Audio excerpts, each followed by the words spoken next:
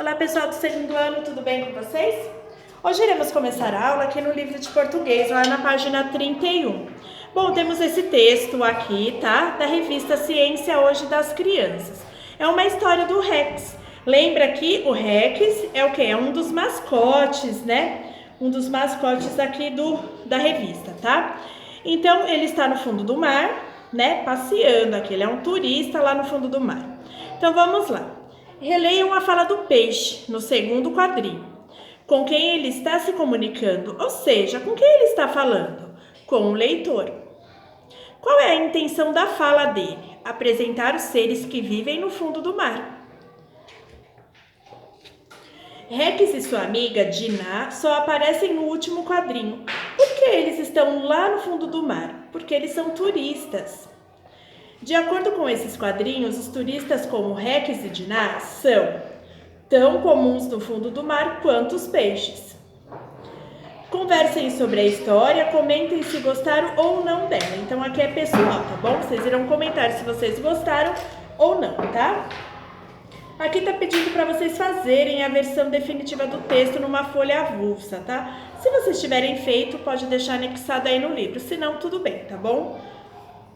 Numa outra oportunidade, nós voltamos aqui nessa produção de texto. Página 33, palavras com X. Releia essas palavras. Rex e peixões.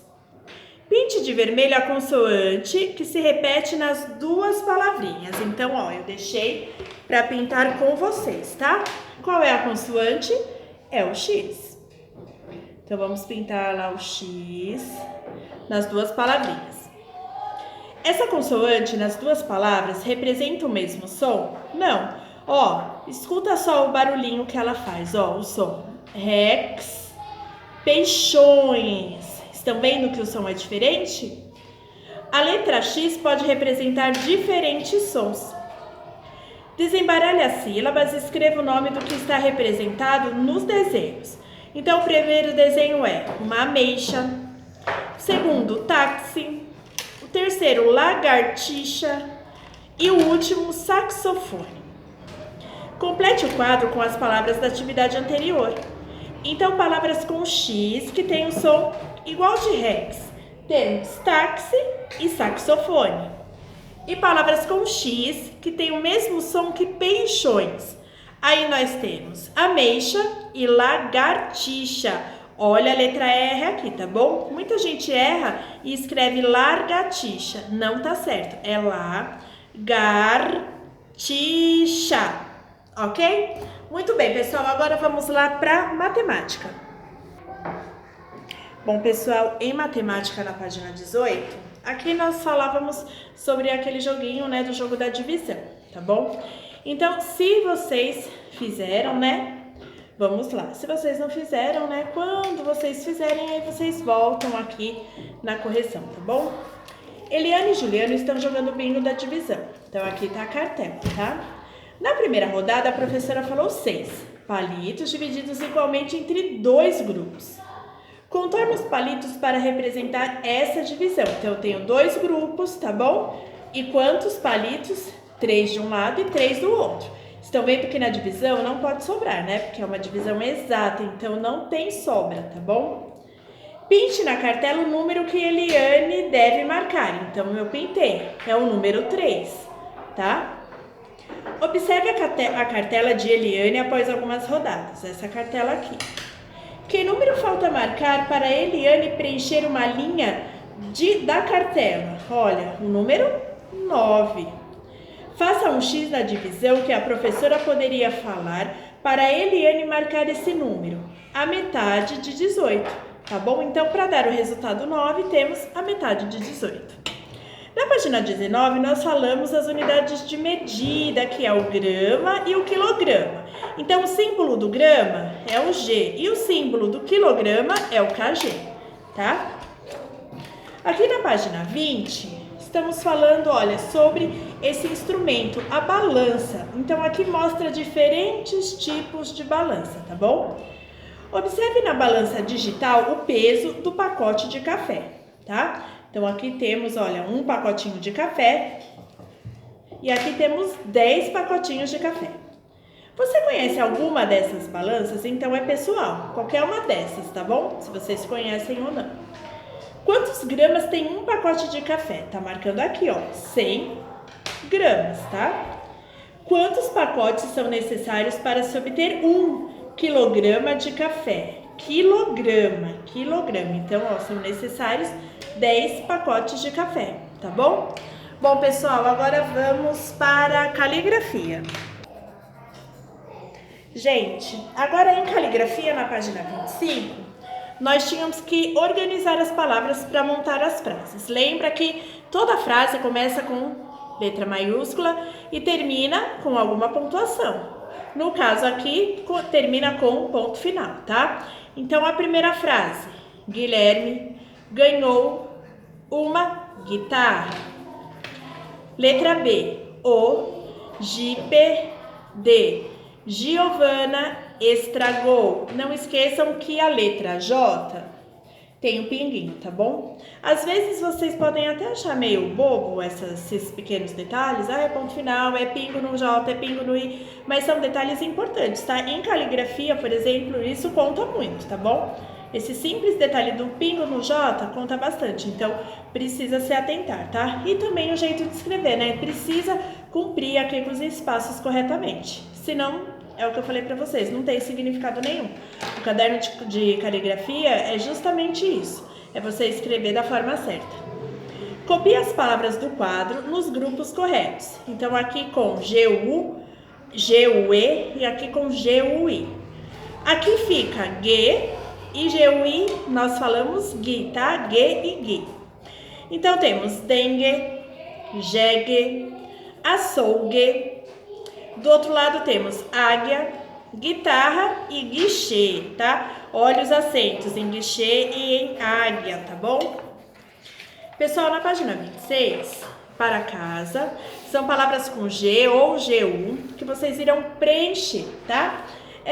Aqui, ó, são palavras normais com a sílaba minúscula. Aqui é o nome de uma pessoa, né? Guilherme, então lembra que é letra maiúscula, tá? Aqui vocês irão olhar a numeração aqui de cada letra e irão ir juntando as sílabas para formar a palavra, tá bom? A última, vocês irão escolher 2 dessas palavras aqui e formar uma frase.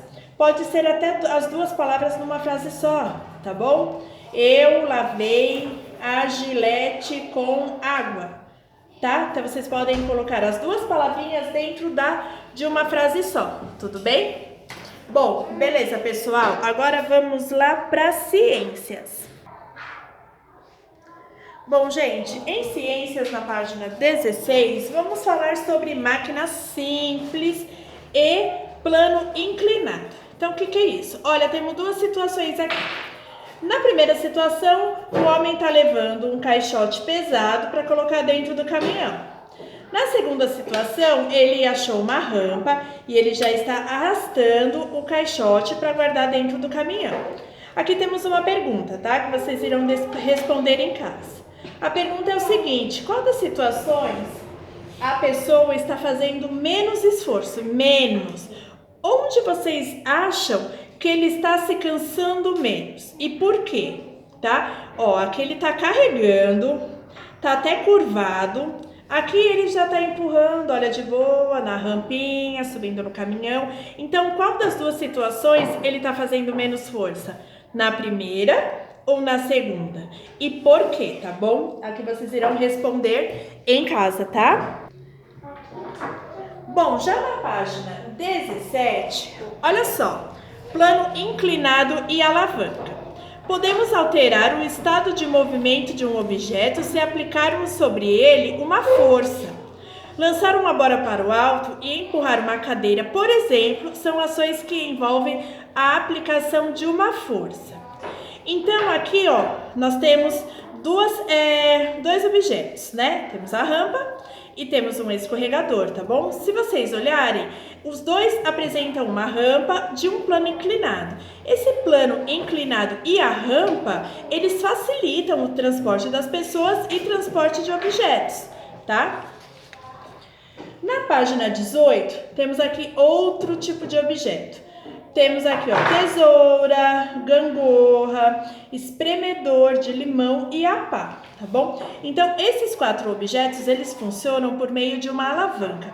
A alavanca também ajuda, tá? Fazendo com que nós, tenhamos menos esforço, né, ao usar esse tipo de objeto, tá bom? Então, alguns objetos, eles funcionam justamente para nos ajudar nessa parte, tá bom? Para evitarmos tanto esforço, tá? As rampas são recursos importantes no deslocamento de pessoas com dificuldades de locomoção. Olhem aqui no ônibus, por exemplo. Vocês já pensaram se essas rampas não existissem?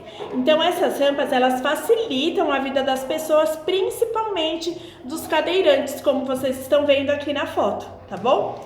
Aqui temos o trechinho de uma história em quadrinhos, tá? Que retrata a parte do dia de Luca. É um personagem da Turma da Mônica. Então, aí vocês irão ler aqui essa tirinha, tá bom? Esse trecho e irão responder essas 2 perguntinhas aqui da página 19 e também irão responder essa perguntinha aqui da página 16, tá? Então, lembre-se, algumas máquinas